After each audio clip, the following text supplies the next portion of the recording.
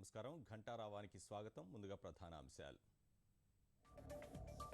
నాయకత్వ సదస్సు కోసం ఢిల్లీ చేరిన చంద్రబాబు సచిన్ తెందుల్కర్తో కాసేపు మాటామంతి.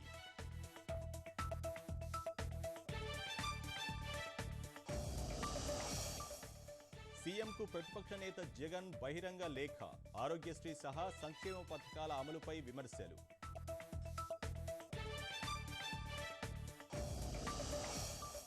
నగదు రహిత లావాదేవీలపై విజయనగరం జిల్లాలో చైతన్య సదస్సులు, రోజు 70 మండలాల్లో 25 లక్షల మందికి అవగాహన.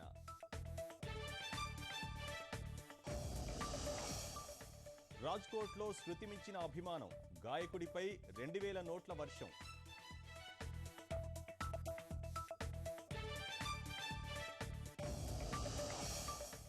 తిరుపతిలో సమస్యగా మారిన ఖాళీ స్థలాల్లో చెత్త, దుర్గంధం, దోమల వల్ల ఇబ్బందుల్లో ప్రజారోగ్యం.